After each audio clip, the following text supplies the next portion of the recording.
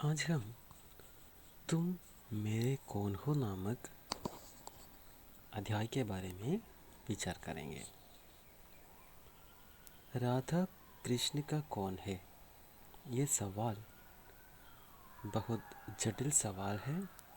कई लोग इस सवाल का जवाब पाना चाहा लेकिन किसी को भी सफलता नहीं मिली। यह कवि कनुप्रिया कनु से ही पूछने की तरह इस समस्या को हमारे सामने प्रस्तुत किया है। तुम मेरे कौन हो कनु? मैं तो आज तक नहीं जान पाई। बार बार मुझसे मेरे मन ने आग्रह से, विस्मय से, तन्मय से पूछा है, ये कनु तेरा कौन है? बार बार मुझसे मेरी सखियों ने व्यंग्य से, कटाक्ष से, कुटिल संगीत से पूछा है, कनु तेरा कौन है री? बोलती क्यों नहीं? वही सवाल गुरुजनों ने भी पूछा है, कठोरता से, अप्रसन्नता से और रोष से। ये कान आखिर तेरा है कौन?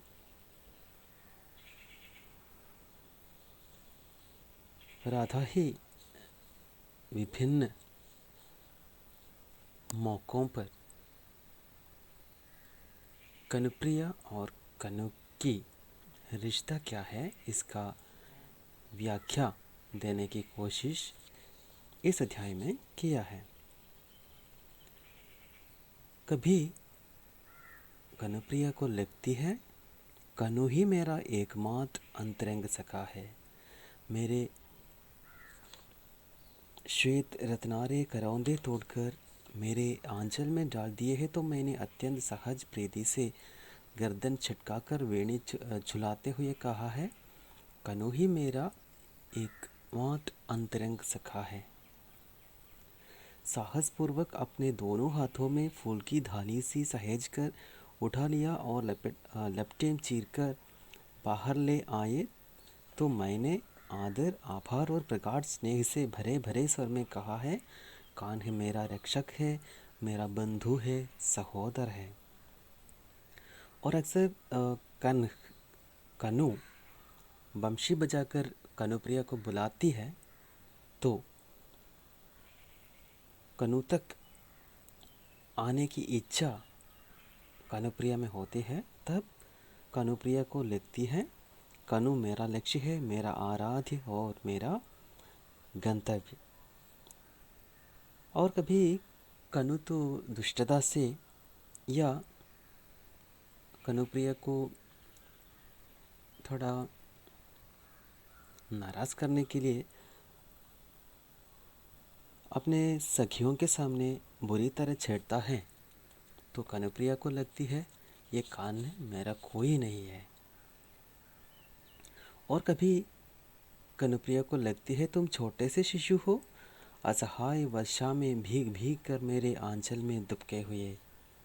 और जब मैंने सखियों को बताया कि गाँव की सीमा पर चितवन की चाह में खड़े होकर ममता से मैंने अपने वक्ष में उस छौने का ठंडा माथा दुबका कर अपने आंचल में उसके घने घुंघराले बाल पहुँच दिए, तो मेरे उस सहज उद्गार पर सखियाँ क्यों कुटिलता से मुस्काने लगी, ये मैं आज तक नहीं समझ पाई। इतने भाव विभोर होकर कनुप्रिया कनु के बारे में बताती है तो उसके सखियाँ मुस्कुराने लगती है। फिर कनु और कनुप्रिया के रिश्ता के बारे में कनु बता रही है, मुझे तो ऐसा लगती है तुम्हारी शक्ति तो मैं ही हूँ, तुम्हारा संबल, तुम्हारी योग माया इस निखिल पारावर में ही परिव्याप्त हूँ, विराट, सीमाहीन, अदम्य, दुर्दांत। कनु को इन सभी रूप में कनुप्रिया हमारे सामने प्रस्तुत कर रहे हैं। पर जब मुझे चेत हुआ तो मैंने पाया कि हाय सीमा कैसी, मैं तो वह हूँ जिसे दिग्वधु कहते हैं, कालवधु। समय और दिशाओं की सीमाहीन पगडंडियों पर अनंत काल से अनंत दिशाओं में तुम्हारे साथ साथ चलती चली आ रही हूँ, चलती चली आऊँगी।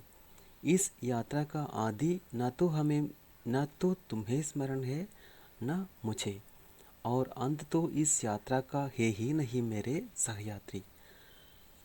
कनुप्रिया ऐसा मानना चाहती है कि कनु और कनुप्रिया का ये रिश्ता कब से शुरू हुई है और कब तक रहेगा, ये भी बता नहीं पाएंगे।